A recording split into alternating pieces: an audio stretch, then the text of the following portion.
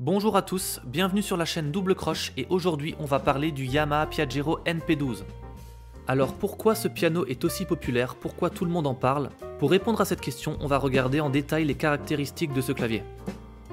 Alors tout d'abord, on a affaire ici à un piano numérique portable. Qu'est-ce que ça veut dire? Ça veut tout simplement dire que vous n'aurez pas de support solide livré avec l'instrument. Et il s'agit là d'un détail qui aura beaucoup d'importance, surtout pour les gens qui sont adeptes de transport, de déplacement. Ce piano il est super léger, il fait 3,5 kg, vous pourrez vraiment l'emmener partout. Et en plus de ça, si vous n'avez pas envie de le brancher sur secteur, vous pouvez même utiliser des piles. Concernant cette autonomie, on est tout de même à 16 heures, ce qui est vraiment énorme pour ce type de piano, et ce qui vous permettra largement de jouer toute une journée sans avoir besoin d'une prise secteur. Le Yamaha Piaggio possède 61 touches. Alors ce sera moins qu'un piano traditionnel qui en comporte 88, mais du coup ça le rendra encore plus simple à déplacer, et surtout largement suffisant pour un débutant. Alors qu'en est-il donc des sonorités de ce piano numérique? Alors sur le Yamaha Piaggio NP12, vous posséderez 10 voix d'instruments différentes. Le très célèbre piano à queue évidemment, mais vous pourrez aussi profiter du piano électrique, de l'orgue, du clavecin, du vibraphone, et vous aurez même des sons de chœur et de cordes. Au niveau de la connectivité, ce piano ne sera pas en reste non plus, parce qu'il possède une prise casque. Alors ce sera vraiment très pratique pour jouer sans déranger votre entourage, ou au contraire si vous ne souhaitez pas être dérangé par votre entourage, ou si vous ne souhaitez pas qu'on vous entende lorsque vous jouez. Et personnellement, la prise casque à mes yeux c'est un impératif, parce que quand on s'entraîne, qu'on joue 50 fois le même passage, on n'a pas forcément envie d'être entendu par ses proches ou par ses voisins, et avec le casque au moins on est tranquille, on est serein, on n'a aucun stress. Alors pour continuer sur la connectivité, vous pourrez aussi profiter de l'USB. Alors grâce à ça, vous pourrez vous connecter à un ordinateur, une tablette ou un smartphone, et puis tout simplement y mettre vos enregistrements, ou si vous souhaitez composer, vous pourrez le faire avec un logiciel externe. Et effectivement, l'enregistrement fait partie des fonctions phares du Yamaha Piaggio NP12. Grâce à celle-ci, vous pourrez enregistrer vos pièces et les réécouter comme bon vous semble. Et en plus de la fonction d'enregistrement, ce piano numérique possédera la fonction de reverb, qui sera vraiment superbe pour donner une résonance vraiment très agréable à vos sonorités. Et pour citer d'autres fonctions, on pourrait parler également du mode duo qui sera vraiment excellent pour l'apprentissage. Alors pourquoi excellent? Parce que tout simplement en activant ce mode, vous allez scinder votre clavier en deux, et chaque partie aura des notes de même hauteur. Et donc grâce à ça, effectivement, vous pourrez jouer une même pièce à deux sur un seul et même clavier. Bon et bien on peut maintenant passer aux avantages et aux inconvénients de ce piano numérique, et vous l'aurez compris, au niveau des points forts, on est sur un piano léger et facilement transportable.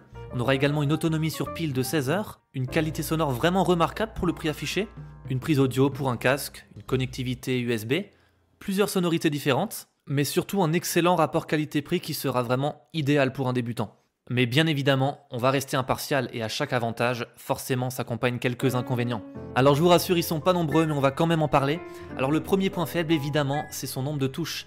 Alors certes, pour un débutant, 61 touches c'est largement suffisant, mais il faut quand même garder à l'esprit qu'un piano normal possède 88 touches. Et donc fatalement, vous allez comprendre que 61 touches, même si c'est excellent pour débuter, au fil de votre progression, vous allez apprendre des morceaux de plus en plus complexes, de plus en plus étendus sur la surface du clavier. Et donc vous allez être restreint par des passages trop graves ou trop aigus que vous ne pourrez malheureusement pas jouer sur ce Yamaha Piaggio.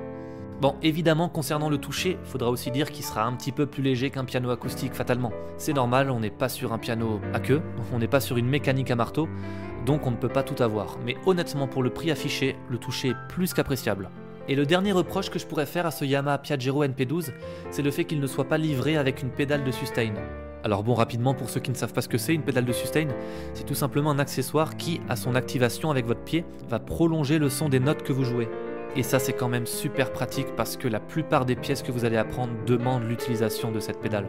Mais soyez tout de même rassurés parce que bien que le piano ne propose pas la pédale en livraison, il possède une prise pour celle-ci. Il vous suffira donc d'en acheter une à part, de la brancher à votre instrument et d'en profiter comme bon vous semble.